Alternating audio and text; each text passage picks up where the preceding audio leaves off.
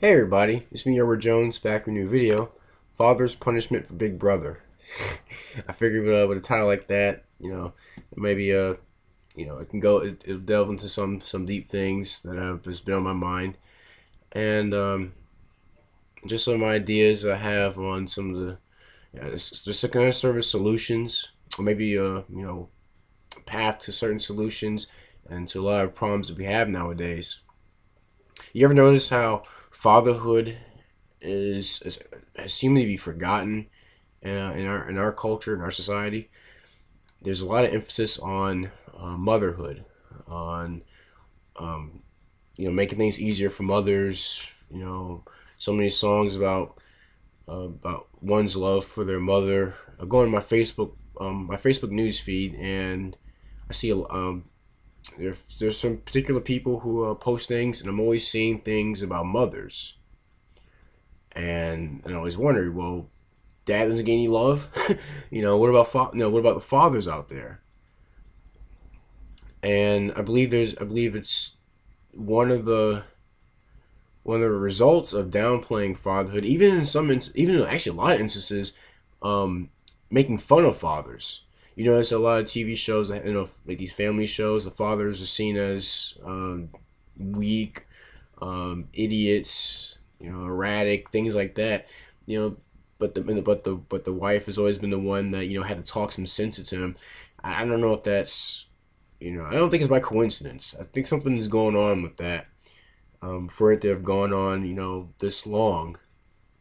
I can't really think about where it started, but it's just something I noticed that in watching some TV, that fathers and fatherhood itself is made fun of, and I think as time goes by, that can have a great effect on children, especially sons. I never realized how many people I know that are around my age. They come from single parent homes, and for the most part, it's just a mother. Um, I meet a lot of guys, and I was surprised when one of my friends told me I think his dad, he says his dad walked out when he was 2. I'm like, wow, really? And there's my situation. My father been in prison. Um, and usually every time I go back to talk about my early years, I like to revert back to when I moved to South Carolina because that's when I lived with my grandparents. I learned a lot of stuff from my grandfather. So I like to when I think about my development, I like to go back to that time because that's when I had a lot of things instilled in me from my grandfather. In the generation gap, that really did help. Him being I think in his mid 60s maybe when I moved in with them. Um, and I've done videos in the past about fathers and sons, and I hope to continue to do some more. So maybe who knows? Maybe someday I can draw from my own experience as a father. Someday, I look forward to that day. Um, but for right now, I just want to share some thoughts I have about fatherhood and how fatherhood can actually bring down this mess that we have. This uh, overreaching government. I also notice in our government there really isn't fatherhood is not really praised. It doesn't seem like there's always like I said, there's always something to do with making things easier for mothers or just for women in general, um, but nothing really for fathers. I have seen that the government has played a role with some ideas of downplaying fatherhood in itself. And one thing I thought was funny when I thought of this a couple years ago when I thought of the acronym WIC, Women's, Infants, and Children. I thought to myself, why is men in it? How come men is not in that acronym? And I later thought, well, I guess if men or rather the fathers out there were um, encouraged to do their job, that you wouldn't have a WIC. Fathers providing. And I did a video about this. Fathers providing, protecting their family is a WIC.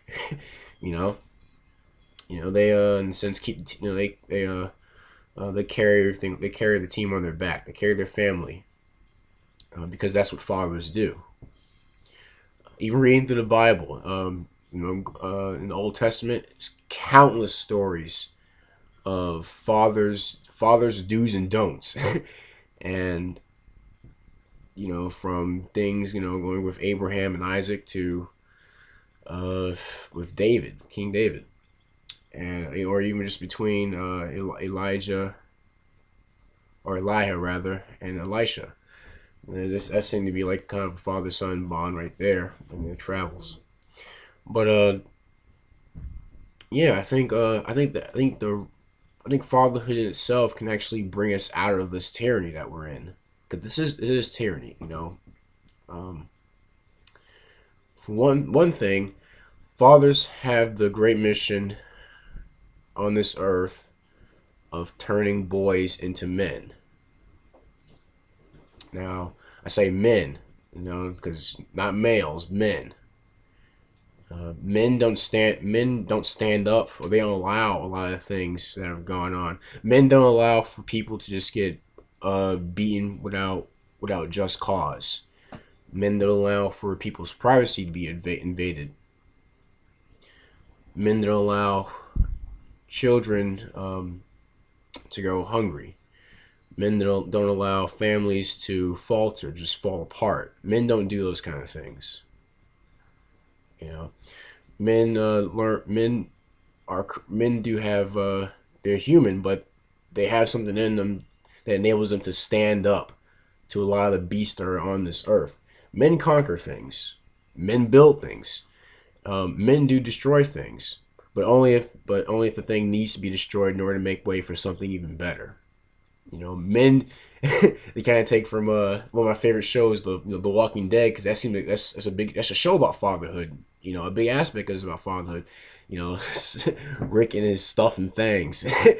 um, fathers got things and got stuff to do, and it's all it's all done to make to support the family and to make society a lot better.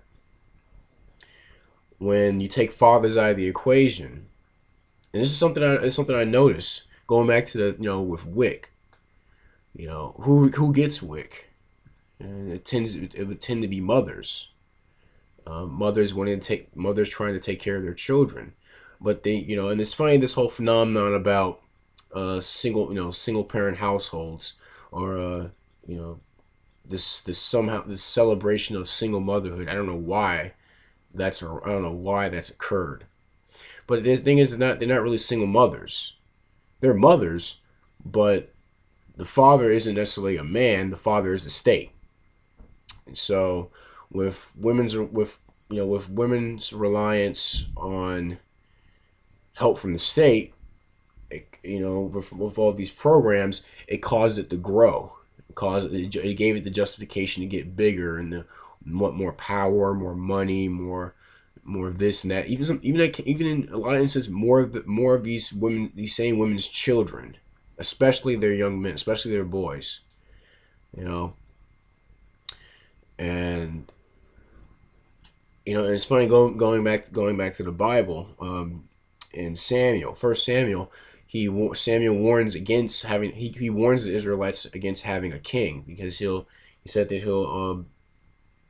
he'll make your children march before them. He'll make them basically his servants. So in the same way as today, the state has done that. The state has, whether directly or indirectly, through surgically removing the father from the household, it has made, in a sense, children its property through burdening debt, through these wars, through promises of all these false promises to making things easier, or getting them free stuff, which I believe there are things that for the most part men try to get away from. Because we all, truth be told, nothing is free. There is no such thing as a free lunch. I stopped using the word free. I say prepaid. And I get it in my head that something that whatever if I get something and someone says it's free, it's a no, it ain't free. Someone's paid for it, one way or the other. And I won't forget that. One of the things I learned from my grandfather as well. Um, you know, the also the idea of hard work. Men work hard. Men have to work hard. No society has moved forward without men working hard, without men, sacrificing life, limb, family, fortune, a lot of things in order to carry our society forward. Men have done those things,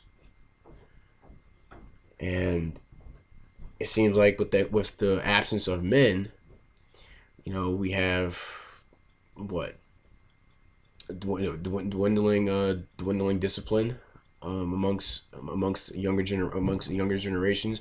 You have a generation that hasn't learned how to live within its means, that hasn't learned how to spend wisely or how to conduct itself appropriately.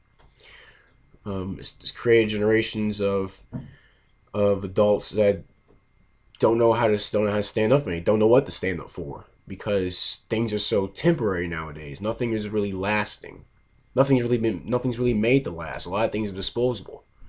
Everything it just seem like become fads. Nothing that's really grounded in anything that requires discipline and maintenance and self-control in order to keep it going. Everything is basically, if it breaks, replace it. If it bends and replace it, don't try to straighten it out, just replace it. If it scuffs, scratch, replace it. Everything seems to be replaceable because it's the easiest thing to do. But men understand that, and fathers understand that. So not everything can be replaced. Some things have to be fixed. Some things have to be fought through. And like I said, it's a shame that fatherhood has been reduced to, I don't know what. It's because it's hardly ever discussed. It's hardly ever discussed.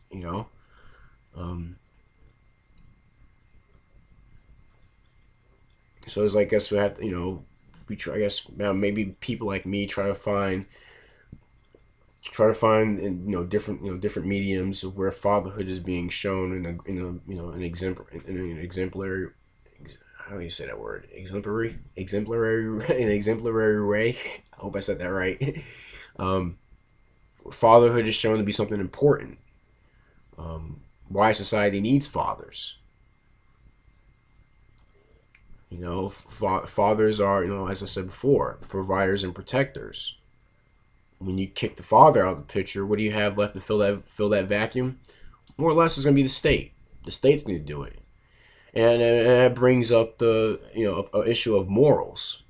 I believe fathers help to instill morals within the family, help to maintain them within the society by not putting up with a lot of things, by calling things out for what they are.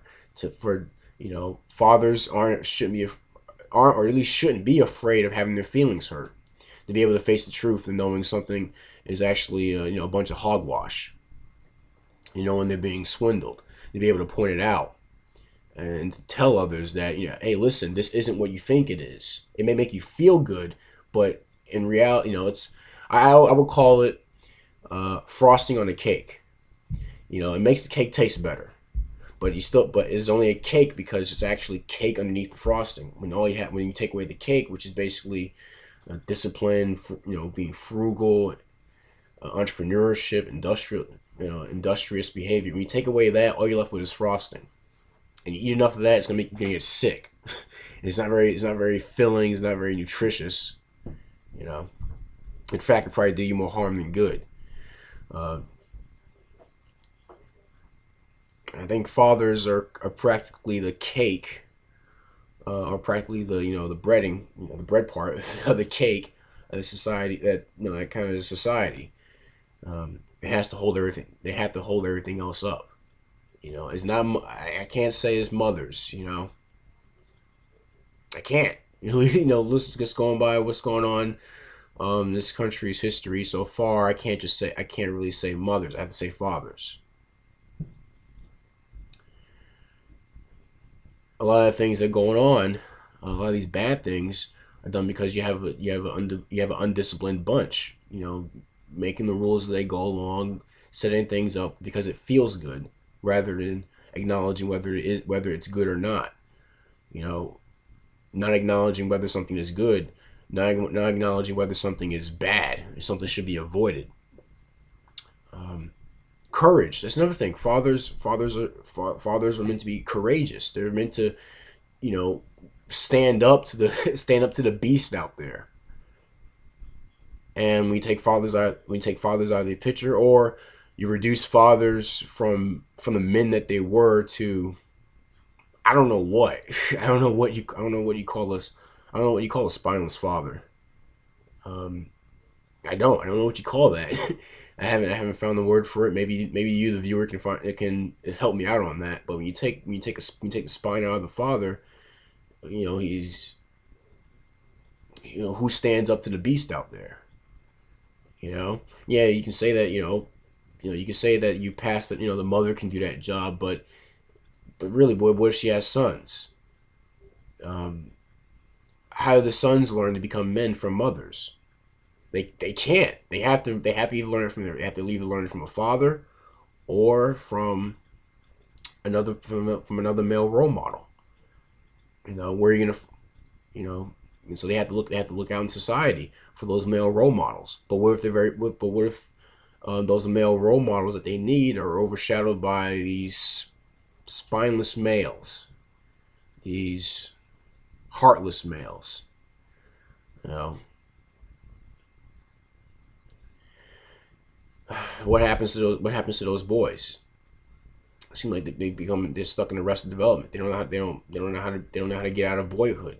In fact, you have some example, showing feminine qualities. You know, make of that what you will, but it's, there are a lot of males out there who, you compare them to what you compare them to the men of the past. They don't stand up. They don't measure up. Um,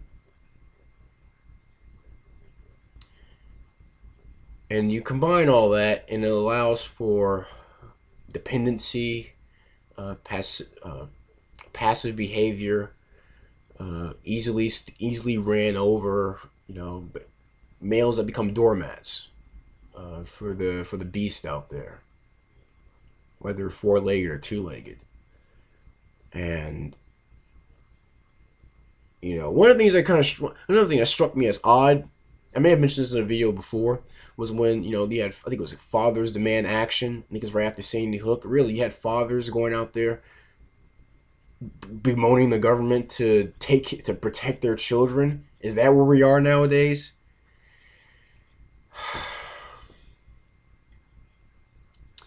Some interesting times.